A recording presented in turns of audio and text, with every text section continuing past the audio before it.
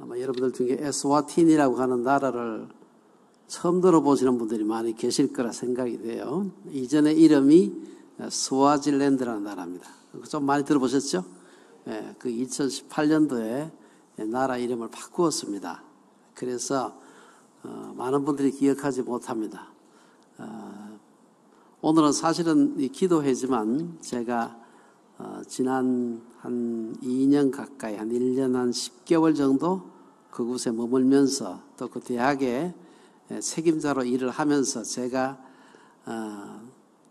어떤 선교사적인 관점에서 이 대학에 행정을 하고 있지만 선교사적인 관점에서 우리가 그 나라를 위해서 무엇을 어떻게 도울 수 있고 기도할 수 있는가 하는 것을 함께 좀 나누었으면 좋겠습니다.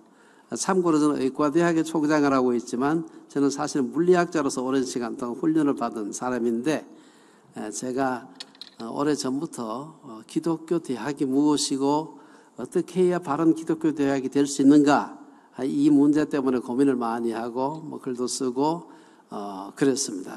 그래서 그것 때문에 하나님께서 에스와티니 기독의과대학교인데 의과도 중요하지만 앞에 있는 기독의과대학도 그 사실 더 큰 의미로서 중요한 개념이지요. 그래서 오늘 이 함께 여러분들이 아마 저하고 함께 에스와티니라고 하는 아주 들어보지 못한 그런 나라로 가서 그 나라의 문제가 무엇이고 또 그 나라 어떻게 도와줄 수 있는지 사실 그 나라를 도와주는 것이 아니라 우리가 그들로 인해서 영적으로 여러 가지 많은 어떻게 유익을 얻을 수 있는가 하는 것도 나눌 수 있는 겁니다. 한 번 볼까요? 어떻게 좀 한번 비춰주겠어요? 오늘 제목은 사랑은 영원한 것. 그 유행가 가사 같죠? 너무 잘 아는 고린도전서 13장 8절의 말씀인데요. 사랑은 떨어지지 아니하나. 그 밑에 보면 사랑은 언제까지나 떨어지지 아니하나 예언도 폐하고 방언도 그치고 지식도 폐하리라. 아시는 대로 고린도전서 13장 전체가 사랑에 대한 얘기를 하죠. 요한일서 4장도 그렇고 성경 전체가 하나님의 사랑에 대한 얘기를 하고 있지만 그 중에서도 사랑에 대해서 아주 집중적으로 가르치는 부분 중에 하나가 바로 고린도전서 13장입니다. 그래서 그 중에서 오늘 제가 한 구절만 읽었지만 우리가 함께 이 사랑에 대한 생각을 가지고서 아프리카 나아가서 에스와티니라고 한 나라를 함께 좀 봤으면 좋겠습니다. 영어 표현을 보면은 사랑은 결코 실패하지 않는다. Never fails. 이런 말을 하고 있어요. 그래서 저도 인생을 살면서 정말 뭐가 영원하게 여러분 내일 모레 없어질 거 위해 가지고 죽기 살기로 일하고 싶지 않죠. 정말 영원한 것이 뭘까? 내 인생을 던져서 할 수 있는 그것이라면 그것이 영원한 거라야 되죠. 금방 없어질 거 위해서 우리가 그렇게 수고하고 싶지 않은 겁니다. 그래서 저는 그 영원한 것, 많은 분들이 뭐 예술은 영원하다 이런 얘기도 하는데 뭐 어떤 의미에서 그것도 맞는 말입니다. 그러나 제가 발견한 것은 사랑은 영원하다. 조금 더 나아가면 사랑만이 영원하다. 그 얘기를 좀 하고 싶은 겁니다. 그 다음 우리가 이게 이제 이 에스와티니 나라의 국기입니다. 제가 국기는 설명을 하지 않겠지만 일종의 방패입니다. 저게 그 나라 그 용사들 워리어 용사들이 사용하는 방패인데 지금도 저 방패를 가지고서 여러 민속 춤도 추고 많이 하고 있습니다. 에스와티니는 크기가요 우리나라의 강원도하고 크기가 비슷합니다. 아주 작은 나라죠. 우리나라의 한 6분의 1 정도, 남한의 6분의 1 정도. 인구가 조금 더 늘어서 120만 명. 우리나라 같으면 한 대전보다도 조금 작거나 뭐 그렇습니다. 작은 나라입니다. 수도가 음바바네라고 하는 데인데요. 저희도 거기 살고 있고 저희 대학도 그곳에 있습니다. 공용어는 영어하고 그 나라에 이제 스와티어라고 하는 그 나라에 원래 부족 언어가 있습니다. 근데 학교에서 사용하는 이제 초등학교 이제 유치원부터 시작해서 가르치는 교육 언어는 영어입니다. 이것이 제가 영어권 대학에서 일을 오랫동안 하고 난 뒤야 나도 갈 수 있겠구나. 가서 사실 스와티어 배운다고 막 몇 년 이렇게 하면 제가 굉장히 어렵거든요. 그래서 그 언어가 영어로 모든 행정을 할 수 있다 그래서 참 기쁜 마음으로 저도 가게 되었습니다. 정치적으로는 그 나라가 전제군주 정치입니다. 조금 어려운 말이긴 한데 이 세상에는 군주제가 두 가지가 있어요. 하나는 입헌군주제가 있고 또 하나는 전제군주제가 있어요. 입헌군주제라는 한 나라는 굉장히 많습니다. 입헌군주제는 왕이 있긴 있는데 상당히 상징적이에요.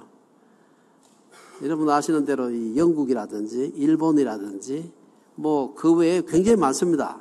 그 중에서 이제 입헌군주제가 아니고 절대왕정 혹은 전제군주제를 택하는 데는 실제로 왕이 실권을 가지고서 우리나라 같으면 옛날에 조선시대처럼 왕이 실제로 다스리는 나라예요.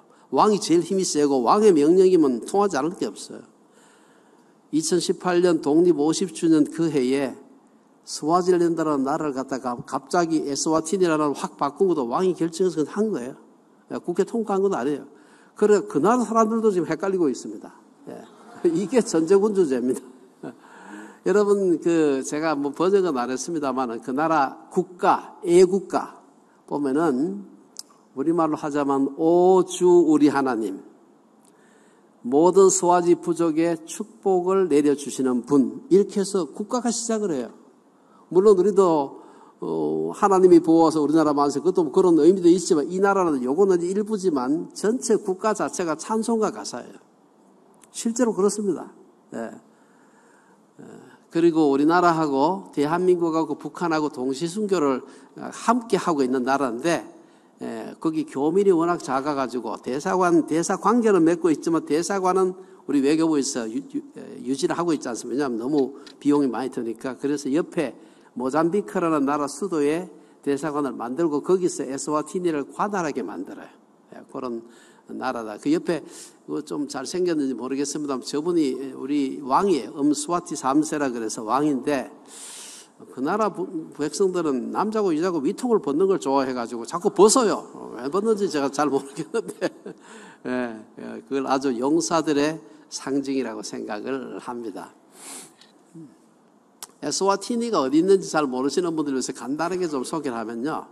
아프리카 대륙이 꼭 사람의 해골처럼 이게 해골처럼 생겼어요. 이렇게가 있는데 저 밑에 가면은 남아프리카 공화국이라는 거 들어보셨죠? 그 나라는 굉장히 큰 나라고요. 그 다음에 그 옆에 동쪽으로 인도양 쪽으로 보면은 모잠비크라는 나라가 있습니다. 그 나라도 길쭉하지만 상당히 큰 나라입니다. 이 나라 사이에 끼어가지고 남아공과 그 모잠비크의 국경에 남아공 쪽으로 툭 튀어나와 있습니다. 꼭 사마귀처럼. 그러니까 남아공 쪽에 국경이 한 5분의 4 정도가 있고 한 5분의 1은 모잠비크하고 연결되어 있습니다. 동그랗게 둘러싸여 육지섬처럼 되어 있어서 바다가 없습니다. 그래서 육로로밖에 들어갈 수 없고요. 아주 작은 나라라고 말씀을 드렸습니다. 그 작은 나라지만 그게 나라가 서쪽은 상당히 고지대입니다. 동쪽은 저지대고 습하고 서쪽은 고지대고 시원하고 그렇습니다. 저희는 이제 그 수도가 있는 음바반에는 서쪽 고지대에 속해 있어가지고 해발 한 1300m 정도. 저희 집도 제가 고도계가 재보니까 저희 집 고도가 1345m고 학교는 그보다 약간 밑으로 한 1300m 정도 돼요. 저희 집에서 학교까지는 뭐 저희들 그 세를 해가지고 집을 빌려 쓰고 있는데 한 몇백 미터 됩니다. 네. 아주 동부 저지대, 서부 고지대, 그 서고, 동저, 이런 이 지형입니다. 그래서 참 좋은 점은 그 나라에는 하도 물론 저지대에도 사람이 많이 살지만 고지대 쪽에 사람이 더 많이 삽니다. 거기에 하도 높아가지고 말라리아 모기가 올라오지 못하면 다리가 아파서 못 올라가 이렇게 하다가 그래서 아프리카의 큰 문제 중에 하나가 말라리아거든요. 말라리아 걸려서 뭐 시큰 아프다가 낫는 사람도 있지만 사람마다 죽는 사람도 굉장히 많아요. 전 세계에서 여러분 사람을 가장 많이 죽이는 동물이 뭔지 아세요?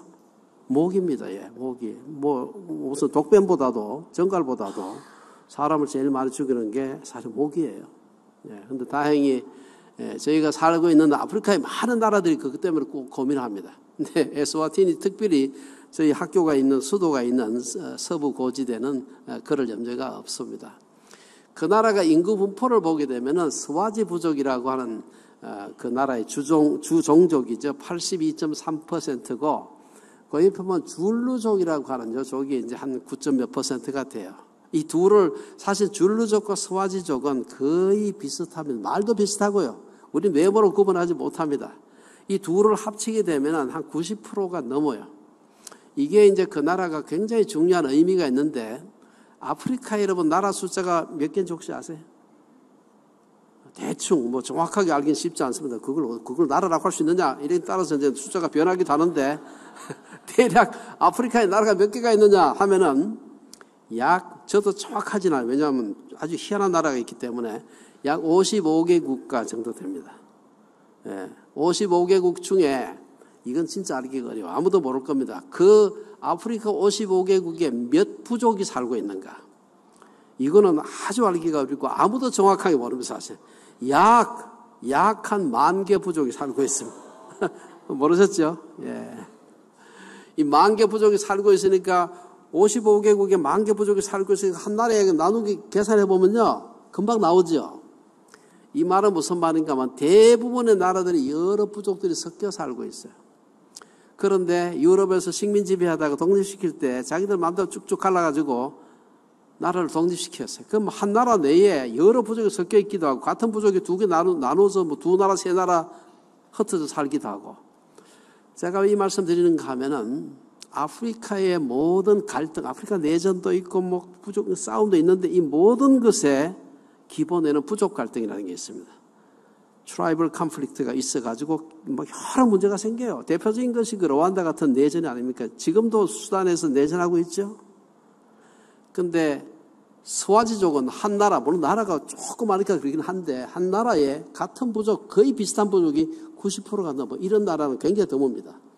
이 말은 아프리카에서 가장 안전한 나라 중에 하나라는 뜻입니다. 그래서 아주 좋은 나라입니다. 예.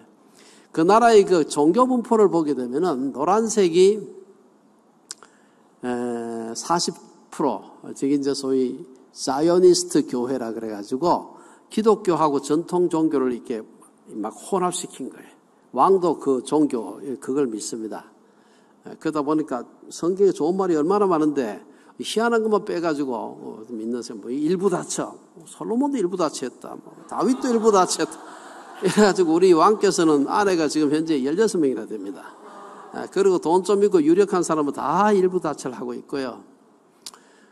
그렇습니다. 하여튼 제가 뭐라 할 수는 없는데 20%가 이제 연두색으로 표시한 것이 바로 로만 가톨릭이고, 그 다음에 보라색으로 되어 있는 데가 30%는 저기 우리가 흔히 말하는 개신교입니다.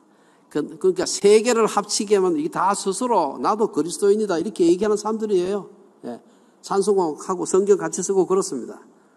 그리고 나머지가 이제 하면 10%가 채 안 되는 그 사람들이 뭐 한 2% 정도가 모슬렘도 좀 있고요. 그 다음에 그 외에 뭐 바하이니 뭐 아주 소수 종교도 좀 있습니다. 그래서 이 세상에 스스로를 기독교인이라고 하는 사람이 90% 이상 되는 나라는 굉장히 지구상에 없어요. 제 생각에는 아마 바티칸밖에 없지 않나 싶어요. 굉장히 아주 기독교 인구가 많습니다. 많고 모든 회의는 다 기도로 시작합니다. 제가 국회 개원식 할 때도 가니까 목사님 와서 개회 설교하고 그 다음에 기도하고 시작해요. 교육부 제가 가도 다 그 교육부 관리들하고 다 기도하고 시작하고, 당연히 학교에서 간부 회의 시작할 때 뭐 무슨 모든 회의는 기도로 시작합니다. 그러면 천국 돼야 되지 않겠어요? 그렇죠? 예. 천국이 돼야 될 것 같은데 생각보다 그렇지는 못합니다. 말씀드린 대로 여러분 다음에 선교사 기왕 갈 것 같으면 에스워타님 많이 오시라고 제가 이 말씀 드리는 겁니다. 공기가 맑아요. 왜 말씀입니까? 산이 높아서 바람도 많이 불지만 뭐 매연을 내뿜을 공장이 없어요. 그만큼 가난하다는 얘기입니다. 맑은 공기, 경관이 수려해요. 높은 산, 해발 높은 데서 골짜기 내려다보면요, 세상에 이런 아름다운 경치가 있나. 옛날 이름이 스와질랜드인데 그게 스위스란드라 말하고 비슷해요. 실제로 헷갈리는 사람이 많았다 그래요. 근데 실제로 공중에서 그냥 내려다보면 제 생각에 스위스보다 더 아름다운 것 같아요. 얼마나 아름다운지 모릅니다. 그 다음에 기후가 온화해. 겨울엔 여기보다 덜 춥고요. 여름엔 여기보다 덜 덥습니다. 막 그렇게 생각하시면 됩니다. 그 다음에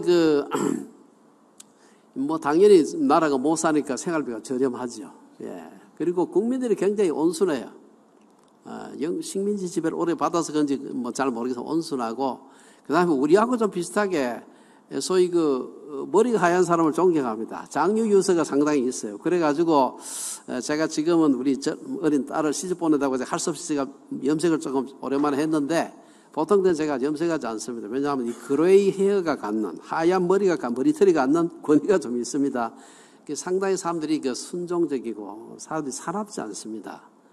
예, 그리고 상대적으로 안전합니다. 이 세상에 절대적으로 안전한 존재하지 않습니다. 뭐 대한민국을 해서 절대적으로 안전하지는 않잖아요. 아프리카에서는 제 생각에는 아마 가장 안전한 나라가 아닌가 그런 생각을 해봅니다. 그리고 말라리아 청정 지역이고, 말라리아가 참 문제입니다. 왜냐하면 실제로 우리 선교사님들 중에서 말라리아 죽은 분들이 꽤 많습니다. 예, 정말 안타까운 그런 분들이 많고요. 초중등 교육이 굉장히 우수합니다. 영국 제도를 그대로 받아들여가지고, 요거는 우리 젊은 어린아이들 젊은 우리 선교사님들 오라고 한 얘기입니다. 애들 데리고 와도 괜찮다. 예, 그래서 나라가 원체 작으니까요. 국가의 최고 지도자들하고 상당히 가깝게 지낼 수 있습니다. 지낸다는 말이 나쁘다는 의미가 아니라 무슨 뭐 약품 같은 거 수입하고 할 때 허가를 받아야 되죠. 이거를 밑에서부터 올라가면 굉장히 오래 걸려요. 힘들어. 근데 직접 얘기해가지고 이거 빨리 통과시켜 달라. 이거 면세해 달라. 이거 뭐 우리 개인 사익을 위해서가 아니라 나라를 위해서 어떤 일을 할 때 비교적 그런 것이 쉽습니다. 그리고 아프리카에서 드물게, 여러분 아프리카에 가면 선교사 비자 다 줄 것 같죠? 그렇지 않습니까? 남부 아프리카는 거의 대부분 선교사 비자를 안 줘요. 다른 비자로 와야 됩니다. 사업 비자를 받든지 아니면 뭐 영주권을 받든지 해야 선교사로 가죠. 선교사 비자라는 이름으로 비자를 주지 않아요. 그런데 이 에스와티니는 좋은 나라가 돼가지고 선교사 비자를 줘. 그러니까 남아공도 선교사 비자 안 줍니다. 그 옆에 있는 모잠비크도 안 줘요. 그 북쪽에 있는 짐바브웨도 안 줘요. 안 줍니다. 안 주니까 에스와티니에 와서 선교사 비자 받아가지고 거기 가서 일하는 사역하는 분들이 꽤 있어요. 그러니까 얼마나 착한 나라입니까? 네. 그래서 아까 말씀드린 영어만으로 불편 없이 삽니다. 모든 간판은 영어로 되어 있기 때문에 일단 알파벳만 읽을 수 있으면 읽을 수 있어요. 그 다음에 영어가 대부분 주요한 데서는 관공서, 모든 공문서 다 영어로 되어 있습니다. 그래서 영어권에 살던 분들은 뭐 별 큰 지장 없이 살 수가, 이런 좋은 나라, 매력이죠, 사실은. 그런데 여기까지는 좋은 얘기죠. 이제 그 다음에 여기서도 좀 힘든 얘기인데요.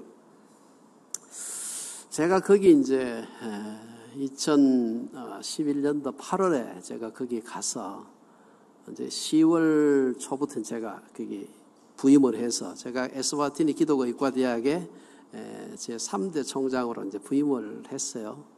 한 이후로 지금 한 1년 한 8개월 됐나요? 그 정도 지내면서 제 주변에서 가까운 사람들, 먼데 사람 제가 잘 모르니까 가까운 데 사람들 중에서 한 13명 정도가 죽었습니다. 죽은 원인도 다양해요. 그래서 제가 보면은 제가 여기서 강조하고 싶은 거는 엠쿠라는 것은 제가 일하고 있는 대학의 이름의 약자입니다. 에스와티니 메디컬 크리스천 유니버시티 해서 이 첫 글자 따가지고 엠쿠 이렇게 불러요. 그러니까 제가 엠쿠에서 일을 하고 있으니까 엠쿠에 관련된 사람의 죽음만 알지 뭐 나머지 제가 잘 모르죠. 그 사람들을 죽은 10몇 명의 사람들을 보면요, 이런 표현이 써도 될지 모르지만 한심해요. 어떻게 그렇게 죽냐 싶은 생각이 들 만큼 쉽게 죽고 일찍 죽습니다. 제가 뭐 하나하나 소개할 필요는 없는데요. 죽은 사람 보세요. 40살 전후, 40대 초반, 20대 중반, 이게 죽을 나이입니까? 제 비서하는 그 자매가 한 번은 자기 오늘 좀 결근을 좀 해야 되겠다. 내일 결근을 해야 되겠다. 해서 왜 그러냐 그러니까 자기 질려가 죽었대. 그래서 제가 왜 죽었냐가 모른대요. 어떻게 죽었냐 그러니까 질려가 지금 몇 살이에요? 5살이래. 어떻게 죽었냐 그러니까 질려가 바깥에 잘 뛰어놀다가 갑자기 집에 와가지고 막 배가 아프다고 막 배를 움켜잡고 막 구르다가 한 10분 만에 죽었다 그래요. 의사를 볼 수도 없어요. 왜 죽었는지도 몰라요. 그냥 죽으니까 그냥 그 검시하는 것도 아니고 그냥 가서 그냥 장례식 하고 마는 겁니다. 제가 참 그 죽는 걸 보면서 사람이 이렇게 쉽게 죽을 수 있구나 하는 것을 제가 참 거기서 많이 봤고, 제가 제 주변에 있는 사람 중에서 제일 나이 많아서 죽은 사람들은요, 우리 청소부 남편들은 뭘 죽었는데 모잠비크 사람이에요. 50세예요.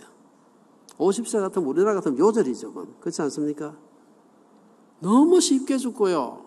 그러다 보니까 치매 환자 하나도 없어요. 치매 걸리지 다 죽으니까. 예. 이 기가 막힌 나라입니다. 그래서 어떻게 이런 나라가 있을 수 있나. 에스와티니 나이 분포를 보면요. 에스와티니 나이 분포, 저거 자세히 이해는 못하겠습니다만, 에스와티니의 국민들이 이만큼 있으면 요 가운데 나이, 딱 중위, 요걸 중위 연령이라는, 중위 연령이 20.7세밖에 안 돼요.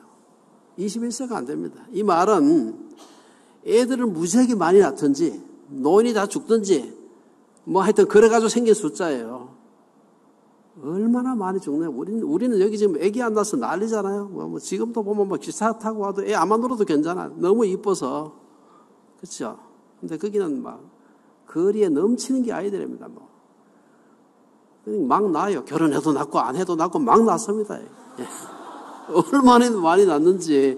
그러다 보니까 뭐 아이들이 너무 많아요. 그냥 빵 한 개라도 주면 뭐 교회에 불러 모으는 건 뭐 크게 어렵지 않습니다. 예, 그래서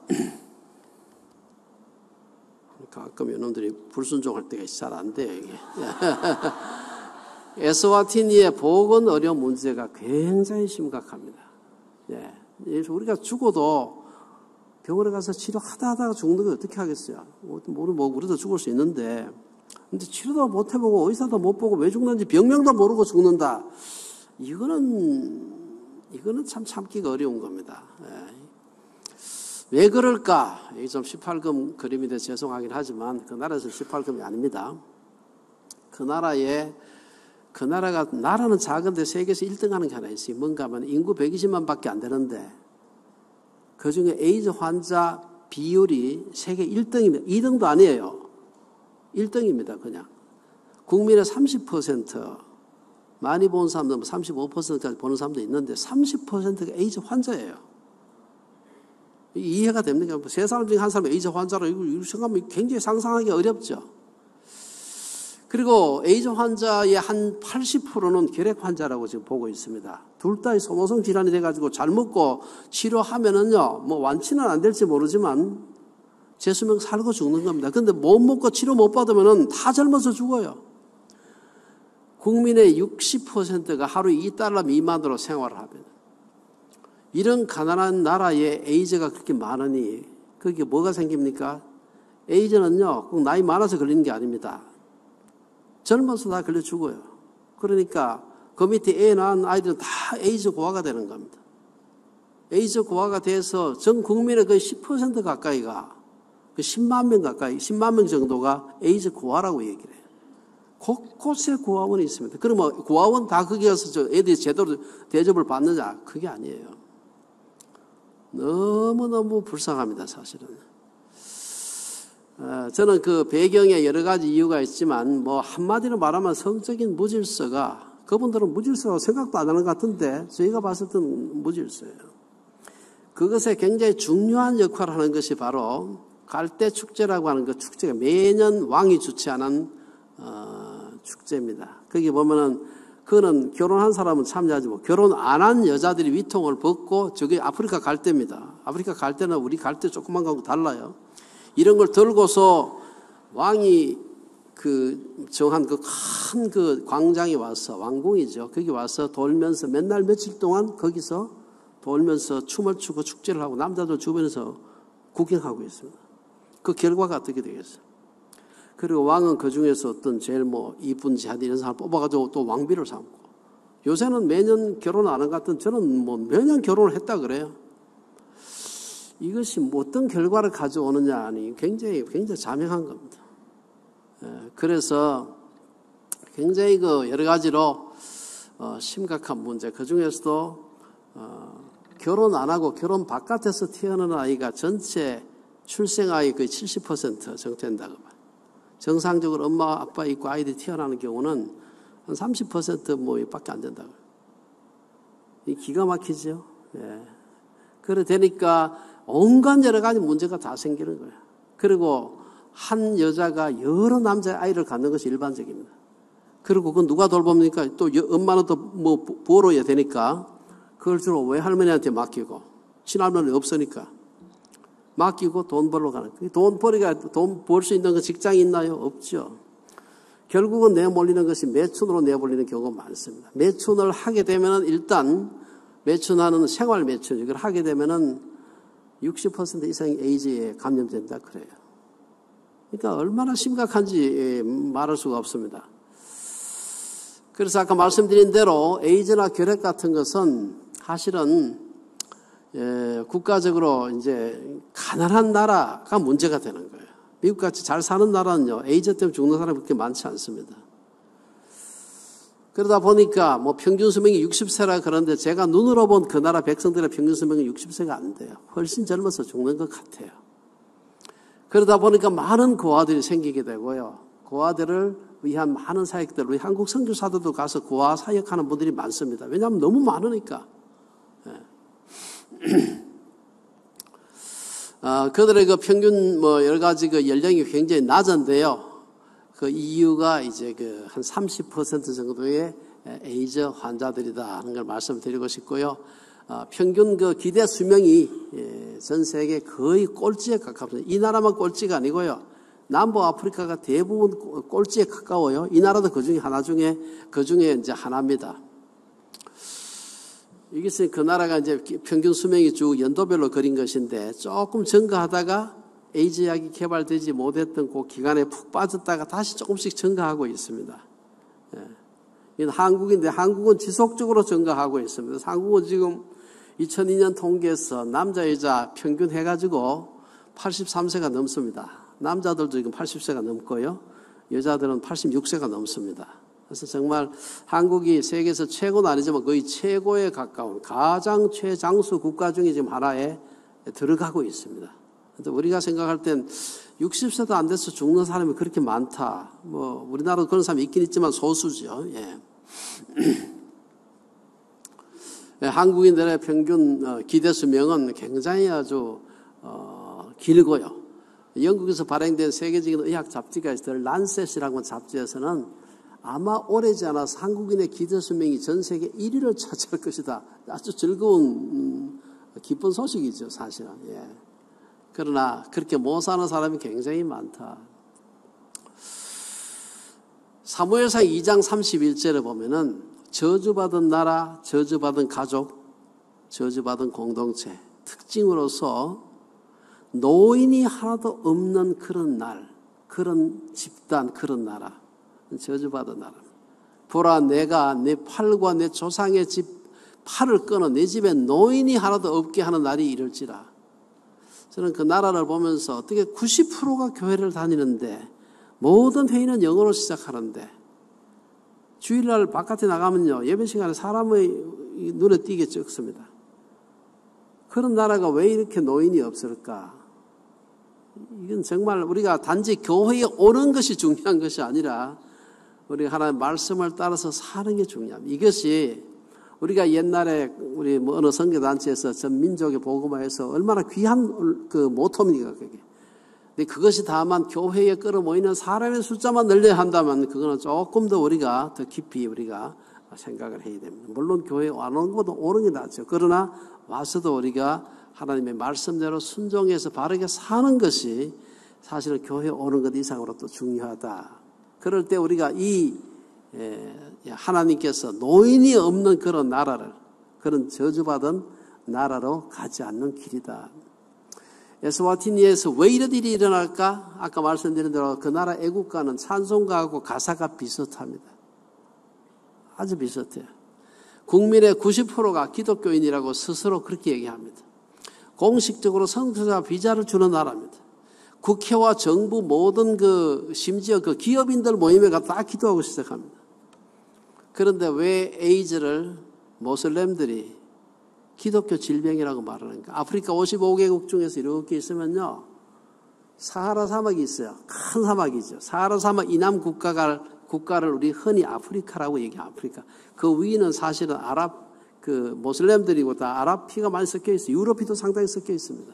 그래서 우리가 흔히 말하는 아프리카 같으면 사하라 사막 이남에 있는 48개국을 말하는 경우가 많습니다. 모슬렘들이 기독교를 갖다 비웃을 때 밑으로 아프리카에서 위에서 사하라 사막에서 이렇게 내려오면서 저 밑에 남아공까지 내려가면서 밑으로 내려가면서 기독교인 인구가 증가합니다. 그런데 에이즈 숫자도 똑같이 증가합니다. 에이즈 퍼센테이지가. 그래서 모슬렘들이 에이즈를 갖다가 크리스천 디지즈, 기독교 질병이라고 얘기하면 이거 굉장히 부끄러운 일입니다. 그게 어느 정도 사실이에요. 그런데 왜 그 나라, 그렇게 90%가 기독교인이라고 하는 그 나라에서 일부 다처를 유지하고 있으며 그 나라에서 왜 결혼할 때 남자가 장인어른한테 돈을 주고 보통 여자하고 결혼하면 장인한테 소 15마리 줘야 됩니다. 한 마리가 우리 돈으로 70만 원 정도 해요. 그러니까 15 데리고 올라오면 최소한 1,000만 원 정도 돈이 있어야 됩니다. 우리나라도 1,000만 원 적은 돈이 아닌데 그 가난한 우리나라의 1인당 GDP의 국민소득의 10분의 1이에요. 우리 돈으로 따지면 한 1억 이상 돈을 줘야 한 여자를 사올 수 있는, 데리고 오는 겁니다. 그 돈 있는 사람이 그 가난한 나라에서 없죠. 뭐 있긴 있지만 아주 소수입니다. 예. 그래 되니까 어떻게 됩니까? 그래 되니까 결혼을 못하는 사람이 많고요. 결혼 안 하고 애 낳는 사람이 그렇게 많은 겁니다. 그 다음 어떤 경우는 또 좀 양심이 있어가지고 장인한테 가서 활부로 돈을 지불하는 경우도 있어요. 문제는 활부를 다 지불해가지고 그냥 아내를 100% 여러분 물건 샀을 때 월부로 사면 다 갚을 때까지 사실 자기 게 아니에요. 그렇죠? 예. 그래가지고 아내 이렇게 활부 넣다가 또 쉽게 이혼을 해요. 그 이혼을 하게 되면 어떻게 되냐면 활부도 덜 했는데 그러면 그걸 어떻게 이미 활부 준 건 어떻게 되고 어떻게 됩니까? 아주 복잡해집니다. 네. 그러니까 가정의 문제가 생길 수밖에 없고 사실은 제가 한마디로 말하면 아프리카의 문제는 가정의 문제입니다. 창조 원리에 따라서 우리가 말하는 창세기 2장에 나와 있는 대로 가정의 원리 일부 일처 하나님께서 정하신 창조 원리에 따라서 가정을 이루는 것이야말로 아프리카에 많은 여러 가지 문제가 있지만 제가 봤을 때는 가장 근본적인 문제는 가정의 문제. 그 밑에 성 문제라고 해도 되고 다 괜찮은데 이 모든 것이 가정의 문제로 귀결됩니다. 그래서 저는 거기서 이과대학에 제가 책임자로 일을 하고 있지만 사실 가정사역을 하는 분들이 필요해요. 와서 가정사역을 해요. 제 아내가 지금 여기 와 있습니다만 제 아내가 사실 그 일을 하고 있어요. 그래서 얼마 전에도 아이들 순결교육 하고 있습니다. 사실 굉장히 중요한 일입니다. 근데 별로 아직 조그만 이제 씨를 뿌리고 있는 단계라 크게 하진 못하지만 사실 가정의 문제입니다. 그래서 여러분들 기도하실 때 구체적으로 기도하시려면은 아프리카의 그 broken family, 깨어진 가정이 없도록 기도해 주시기 바랍니다. 거기다 사실 헌금하고 돈도 필요하지만 그보다 더 중요한 건 깨어진 가정이 없도록. 가정이 깨어지면 부부만 괴로운 게 아니에요. 아이들이 제대로 자라지 못하는데 그 아이들이 어떻게 가만히 있습니까? 자라죠. 그 아이들이 다음에 사회 주축이 되고 그 아이들이 사회를 끌어가는데 병든 아이가 되는. 신체적으로 병들었을 뿐 아니라 사실은 정서적으로, 정신적으로, 영적으로 병든 아이들이 되게 되면은 그 나라가 제대로 될 수가 없는 것입니다. 그래서 우리가 이건 그냥 교회 많이 모이고 그냥 예배당 짓고 사진 찍어서 후원받고 그것도 중요하지만 그 나라의 가정이 회복되도록 기도하는. 저는 의대 책임을 맡고 있는 사람으로서 그 병든 사람들, 신체적인 질병 걸린 사람들 도와주는 전 관심이 있을 수밖에 없는 그런 사람인데 제가 보니까 그보다 더 중요한 것이 가정을 회복하는 문제라는 것을 사실 가정이라고 하는 것은 모든 사람에게 다 특별히 어린 아이들이 자녀들에게는 이 자라는 데 필요한 텐트예요. 우산이죠. 이 우산이 튼튼해야 집이 튼튼해야 그 밑에서 비도 피하고 바람도 피하고 추위도 피하고 아이들이 건강하게 자라는데 이 가정이 만약에 깨어지게 되면 어떻게 됩니까?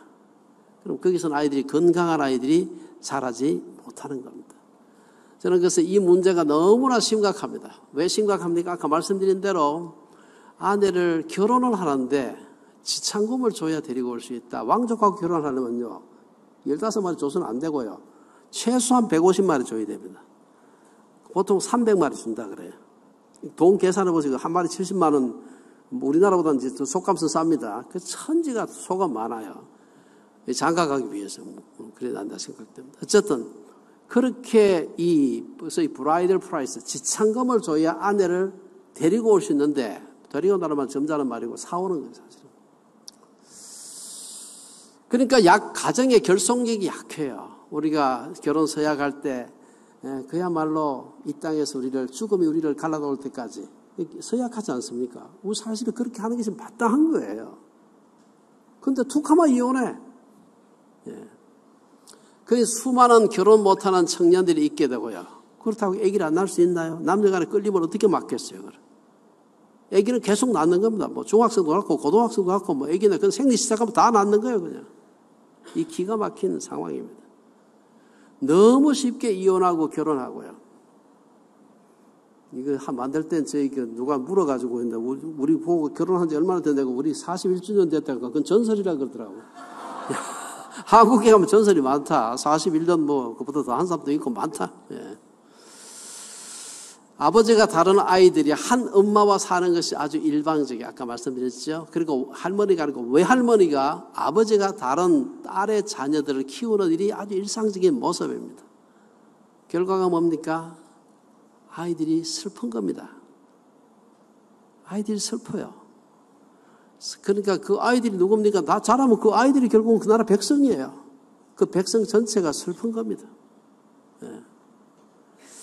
아까 말씀드린 성적인 윤리의 문제, 이것만이 갈대축제만이 유일한 문제가 아니고 여러 가지 다른 행사들도 또 남자들 벌거벗고 하는 축제도 있습니다. 그래서 이런 걸 보게 되면은 이 나라의 문제가 다만 경제적인 문제만은 아니다는 것을 우리가 생각하게 됩니다.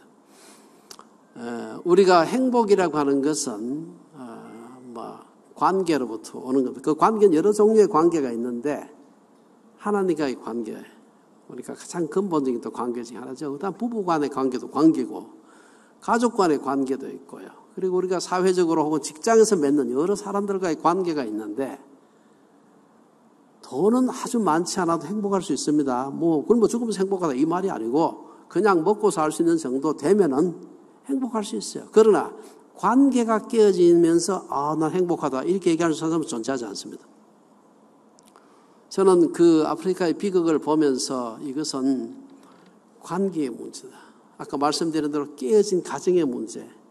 하나님 관계가 아무리 뜨거워도요, 아무리 난리치고 이렇게 막 찬양 얼마나 뜨겁게 합니까? 제가 제 페이스북에 가끔 가다 우리 교회 성도들 찬양하는 건데 그 사람들은 음악이 나오면 몸이 움직여. 입이 움직이기 전에 몸부터 움직여. 애들 기저귀 찬 애들도요, 음악이 나오면 기저귀 찬처럼 힙합부터 움직인다, 그죠? 이렇게. 제가 보기엔 은사가 있어요. 그분들의 그 아주 놀라운 율동 감각, 음악적인 감각이 있어요. 찬양할 때 보면 너무 놀라운데 어떻게 하면 이 깨어진 가정을 회복할 수 있을까? 어떻게 하면 저들의 마음만 병드는 게 아니라 누가 그들의 그 건강을 보살핍니까? 보호자가 없는데 병 걸린 아이들, 병 걸린 어른들, 그리고 치료도 못 받고 죽는 겁니다. 무슨 병인지도 모르고. 예.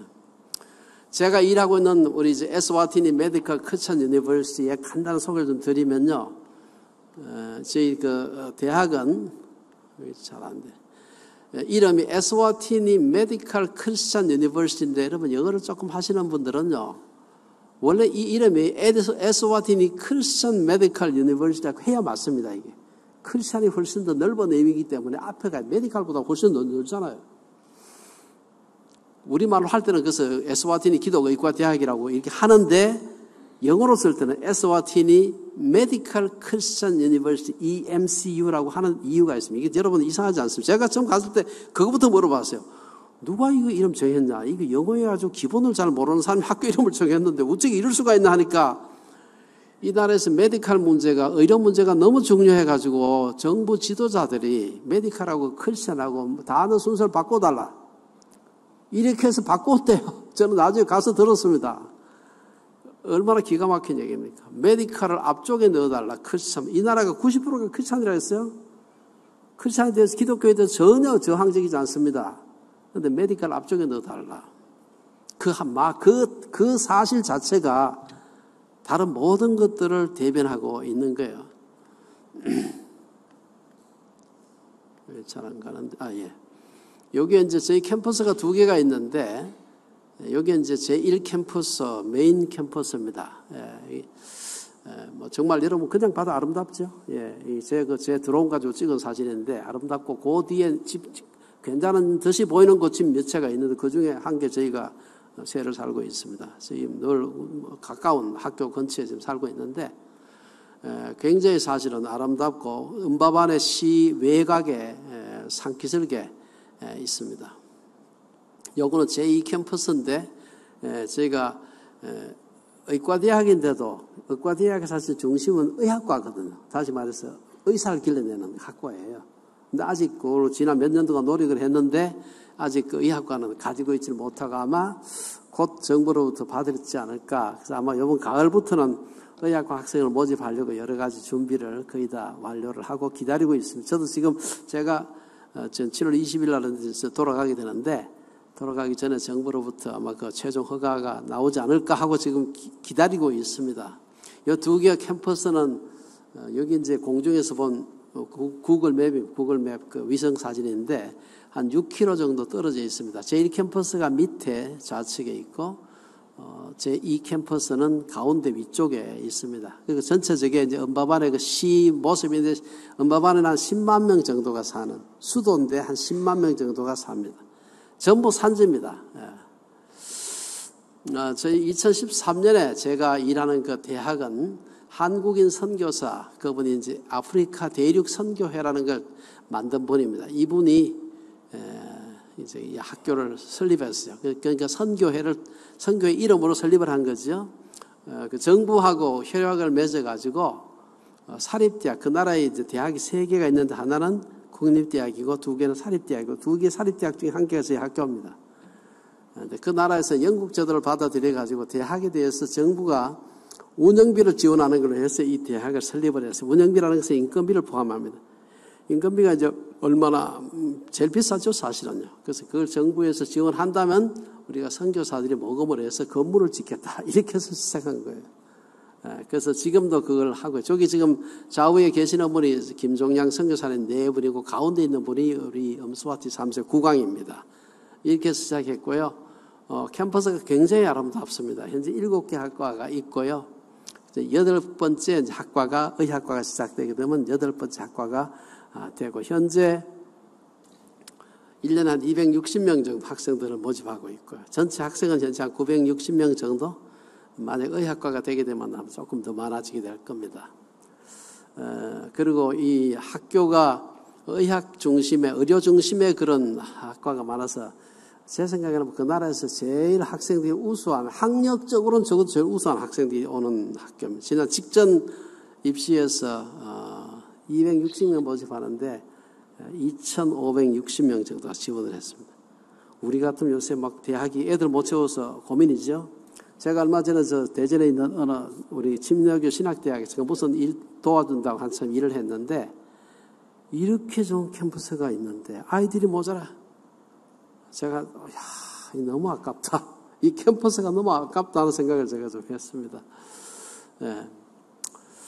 여러분들이 그 아프리카의 그 의과대학을 한번 보시게 되면 잘 안 보이시겠지만, 아프리카의 의과대학의 숫자가 적습니다. 적지만 그러나 대부분의 나라가 있어요. 그런데 에스와티니하고 그 옆에 있는 또 다른 조그만 나라가 레소토라는 나라는 의과대학이 없습니다. 아예 없어요.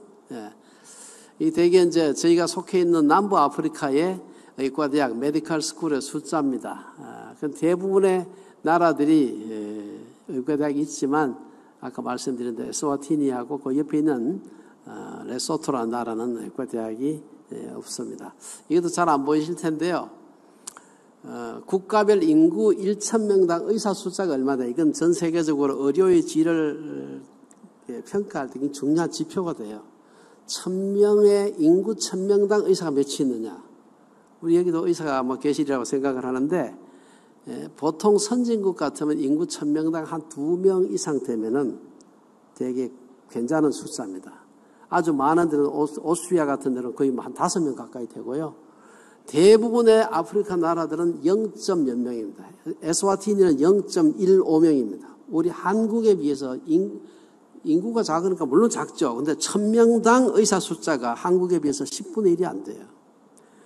그 10분의 1도 안 되는 그 의사도 또 퀄리티가 너무 나빠. 왜냐하면 딴 데서 도대체 뭐 벌어먹다 안 되는 사람이다, 에스와틴. 왜 에스와틴이가 의사를 길러내지 못하니까.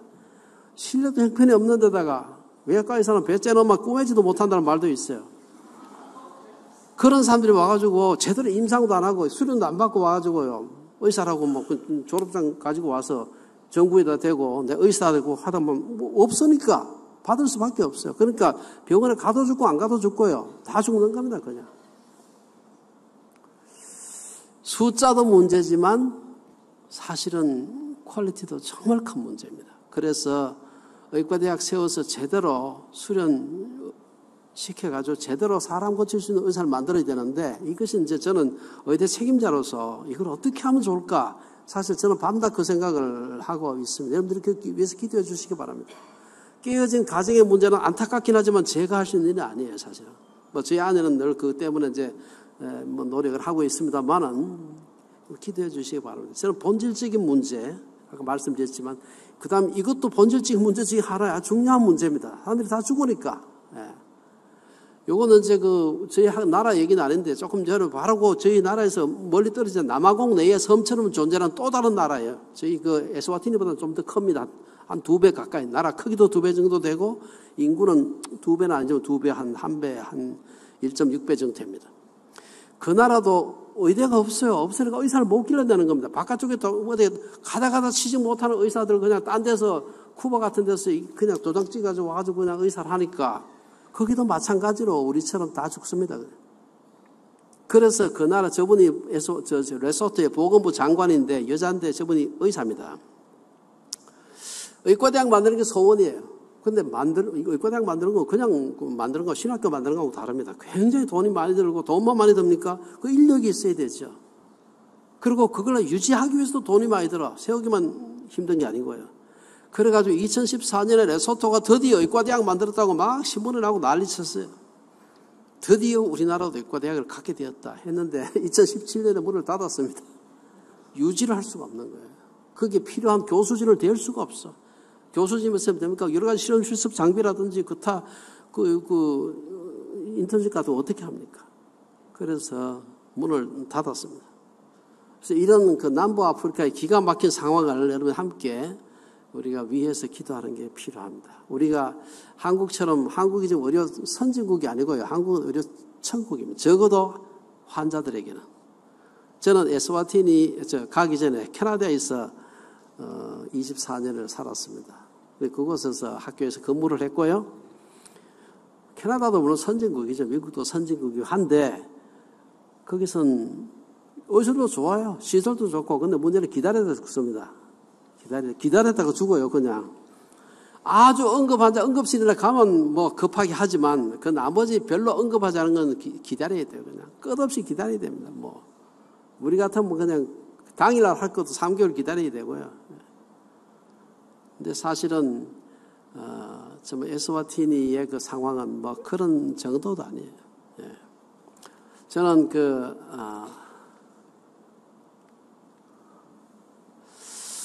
그런 생각을 해봤어요. 우리가 아프리카 여러 가지 문제들을 제가 많이 말씀을 드렸는데, 그럴 수밖에 없지.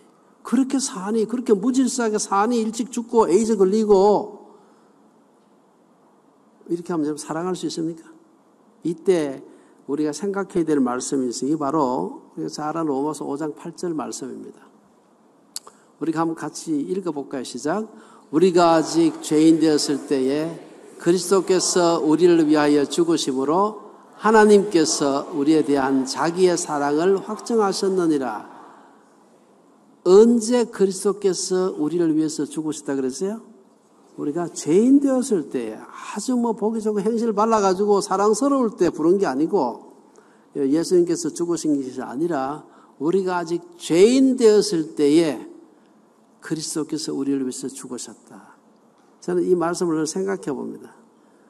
하는 거 보면 아이고야 저러니 그렇구나 하는 생각이 들 때가 많지만, 그러면 너는 뭐 그렇게 대단한 잘난 게 있어가지고 하나님께서 너를 구원한 줄 아느냐 하는 생각을 참 해보는 겁니다. 우리가 그래 하니 그러라고 할 수밖에 없다라고 생각한다면 그래서 사랑의 마음이 아니죠. 우리도 죄인 되었을 때에 예수께서 죽으셨는데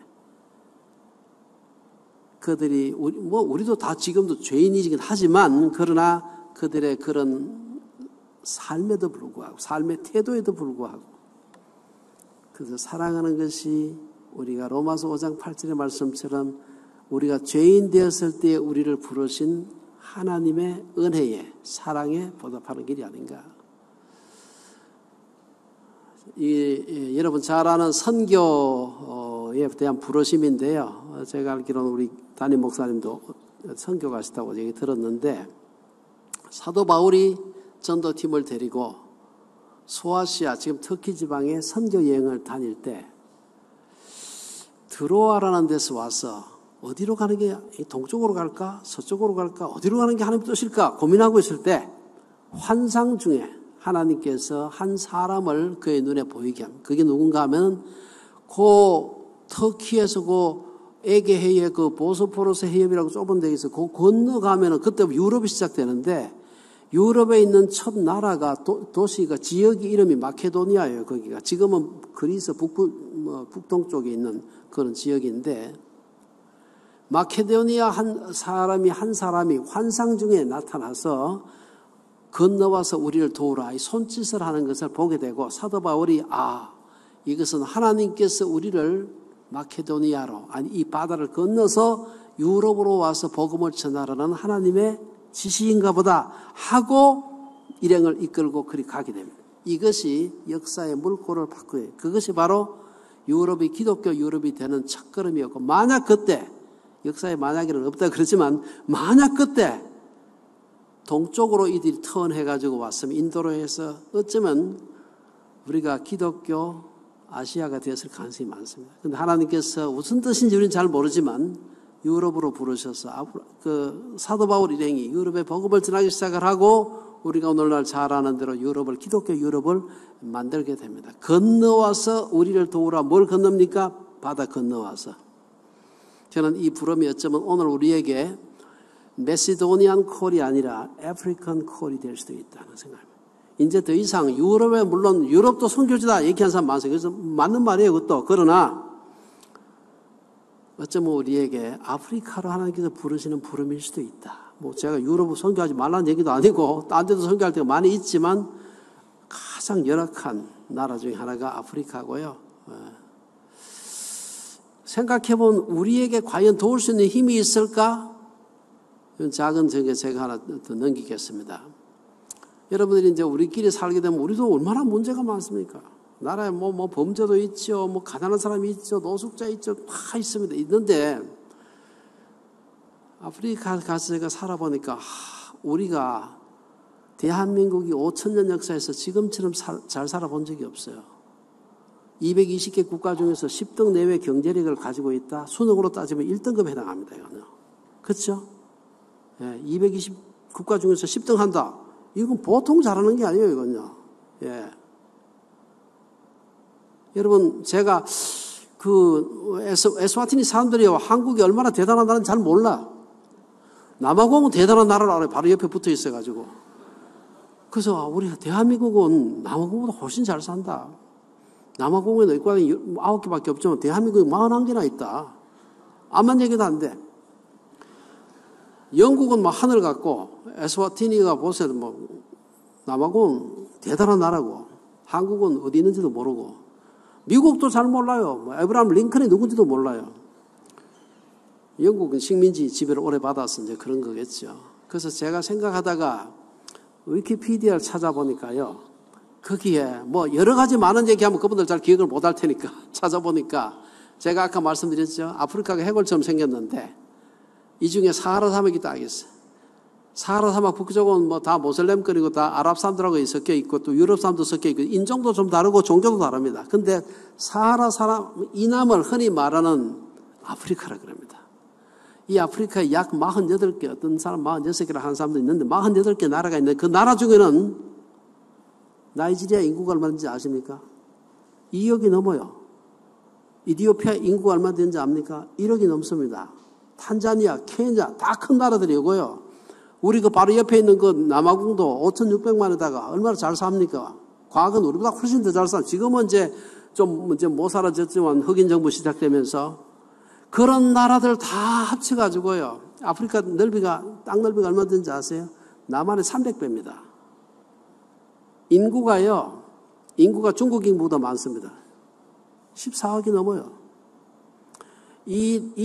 그 엄청난 대륙, 그 엄청난 인종, 이 인구가 있는데 그 나라들 48개 나라 국민 총생산, GDP 다 더하면은 우리요, 죄송하지만 아주 눈곱쟁이만한 남한보다 적습니다. 이해가 됩니까, 여러분들? 여러분, 저는 이제 바깥에 살면서 학교 일 때문에 이제 뭐 6개월마다 1년마다 한 번씩 들어올 때마다 달라져, 나라가. 확 달라져요. 길을 찾을 수가 없어요. 좋게 변하는 겁니다. 우리에게 힘이 있는 겁니다. 꼭 돈의 문제가 아닙니다. 한국 사람들이 건면하고 성실하고 열심히 일하고 열심히 일하는 사람도 있긴 있죠. 예, 있는데 대체적으로 부지런합니다. 우리가 똑똑하고요. 책임감 있고 시간 잘 지키고 시간 안 지켜요. 10시부터 예배 시작한다면 10시부터 오기 시작합니다. 제가 교회 설교하러 가 처음에 설교하러 오러 가서 10시에 시작한다 그래서 9시 50분에 갔더니 아무도 안 왔더라고. 그러니까 찬양팀만 앞에서 있어요. 10시부터 오기 시작해서 하나 둘 오는데 10시 한 반 되니까 대충 뭐 예배 시작할 만한 것 같은데 그게 이제 그래가지고 가는 거예요. 그 다음부터 지금 제가 이제 10시 반에 늘 갑니다, 저는. 우리가 도울 힘이 있습니다. 저는 특별히 제가 이제 흔히 말하는 베이비붐 세대 시작 세대거든요. 그 사람들은요, 제가 태어나서 아마 제 나이 비슷한 분이 계실 겁니다. 1인당 GDP가 에스와티니하고 우리가 같았어요. 제가 이게 뭐 정확한 통계는 아니겠지만 하여튼 통계 나온 게 있습니다. 약 한 60불, US 60불 플러스 마이너스 정도. 그게 에스와티니하고 비슷해요. 지난 두 세대 60년간 어떤 일이 일어났는지 제가 뭐 말할 필요가 없어요. 여러 가지 요소가 있겠죠. 그러나 하나님께서 우리로 하여금 그런 지도자들 보내주셨고, 그러나 만약에 내가 열심히 일했다. 그건 어떤 의미에 맞는 말이긴 하지만 하나님께서 축복하신 겁니다. 우리가 그건 부정할 수가 없어요. 예. 부정할 수가 없습니다. 자원도 없죠. 분단돼가지고 얼마나 고생했으면 지금도 고생하고 있죠. 이런데 어떻게 그렇게 됐을까?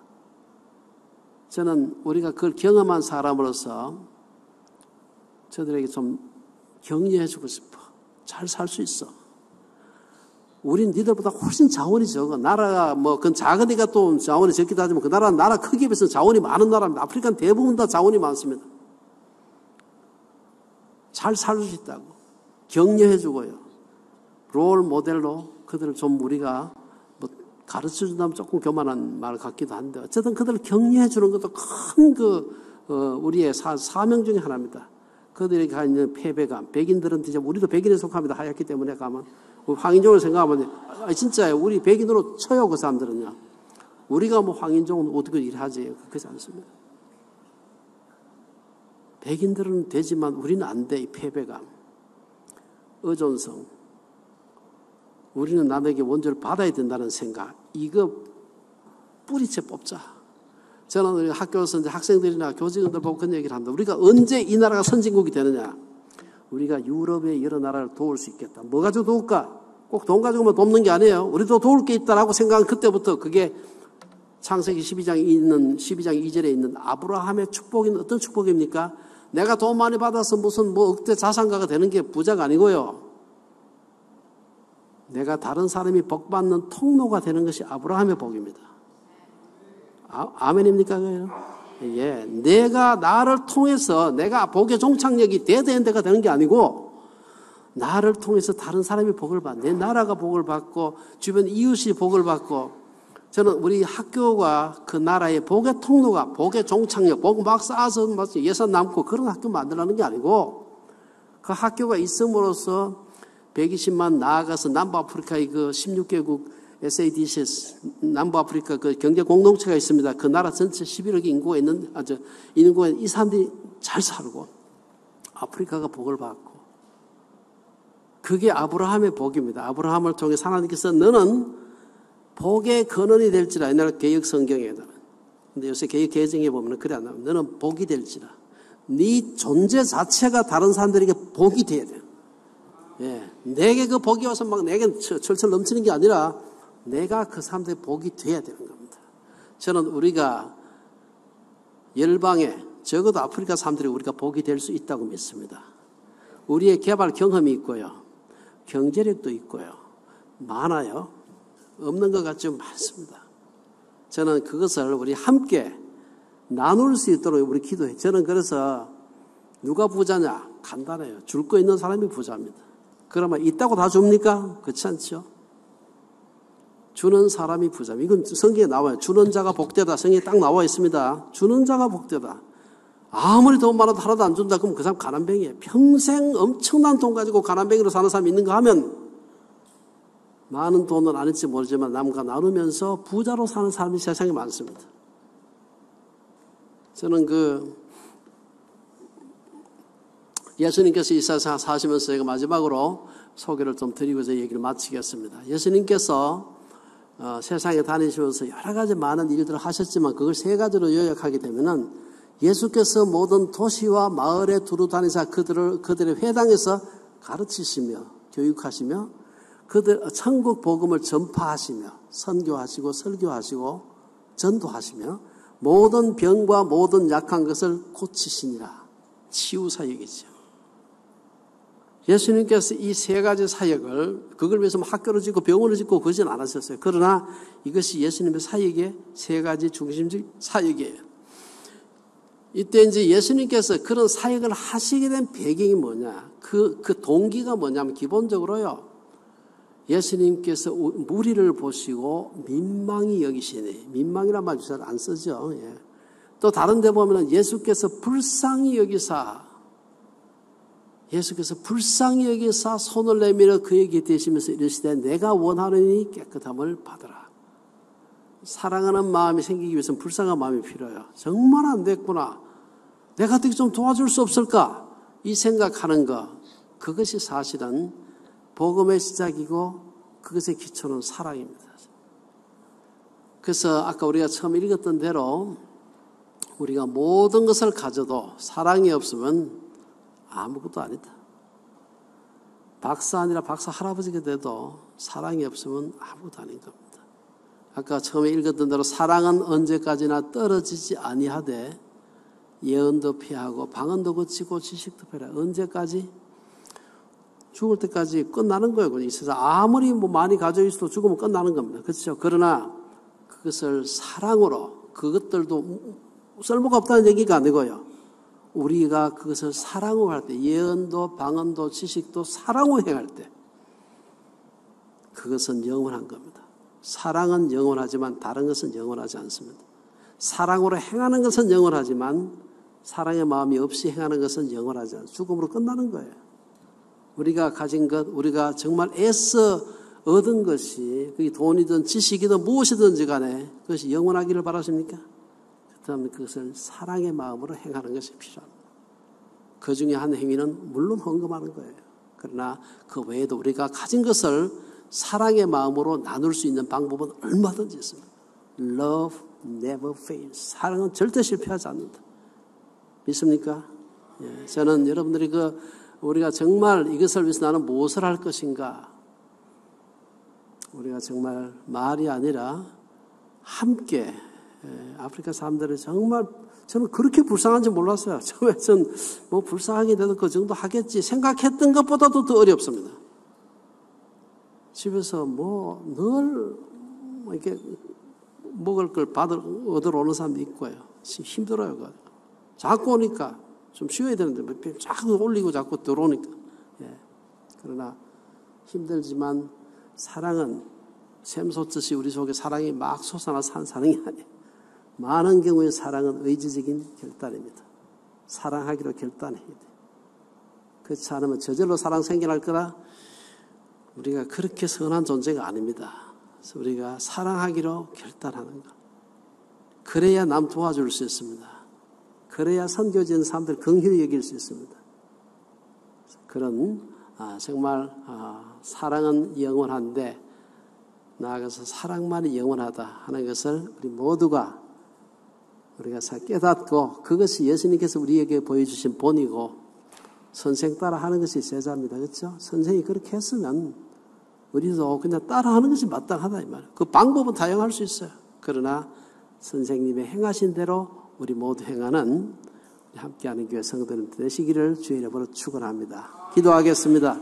하나님 아버지, 이 밤에 우리가 지구 반대쪽에 기후도 반대라 지금은 한겨울에 있는 남부아프리카의 작은 나라 에스와티니에 대한 생각을 나누었습니다. 실감이 나지 않지만 그들이 정말 그렇게 어려울까? 실감이 나지 않지만 우리 속에 그들을 사랑하고 민망히 여기는 마음 주셔서 어떤 형태로든 그들을 도울 수 있는 길이 열리게 도와주시옵소서. 오늘 귀한 시간 주신 것 감사하고 예수님 이름으로 기도드리옵나이다. 아멘. 감사합니다.